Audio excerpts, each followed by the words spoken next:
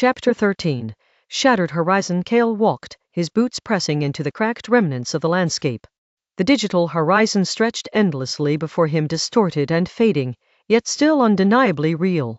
Or was it? How much of this world was genuine, and how much was just a fragment of an illusion collapsing under its own weight? The static that had once been a background hum now filled the air, thick with whispers, echoes of the past.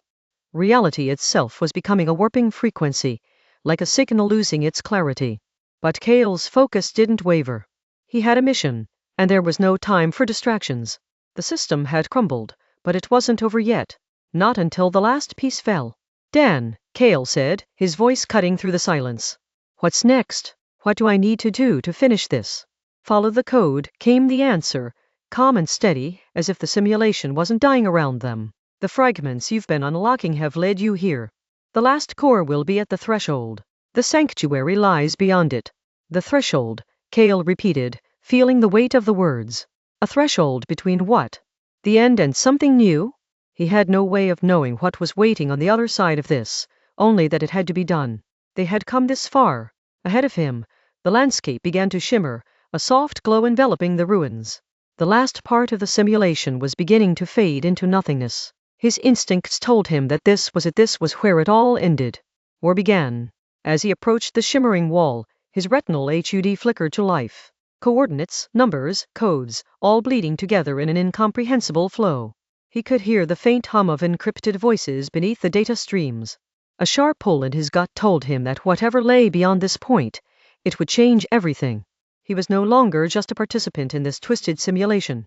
He was about to become its architect. "Dan," Kael said again, his voice quieter now, tinged with uncertainty. "I've seen things, fragments of people, memories that aren't mine. Are they real?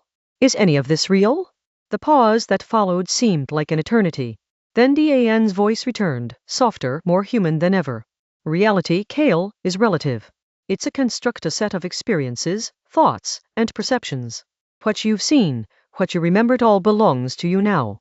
What's real is what you choose to carry with you." The glow ahead intensified, pulling Kael toward it. There was no turning back now. He moved forward, the walls of the last remaining simulation core flickering with rapid changes. Each step felt like it carried him deeper into something unimaginable, something both terrifying and liberating. And then, there it was. A vast, open space. The final sanctuary. The structure was an architectural anomaly, clean lines, but so complex that it felt like it was both above and below him. The air buzzed with untapped potential, and the energy here was palpable, raw. He could feel it deep in his chest, the pulse of creation itself. "This is it," Kael said, his voice barely a whisper. "Yes," Dan replied. "This is where it all comes together. You are the final piece now." Kael stepped forward, his heart pounding. In the distance, he could see a central pillar, radiating a faint golden light.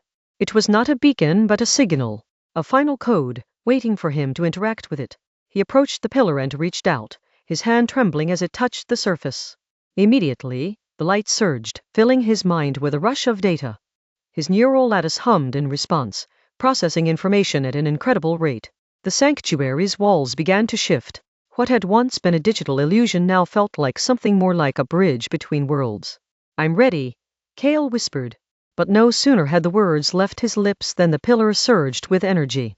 A surge of intense light enveloped him, and Kael was pulled from the sanctuary, transported to a place he couldn't define. He couldn't see it, but he felt it. This was where the simulation ended, where reality began. And then the world fell silent.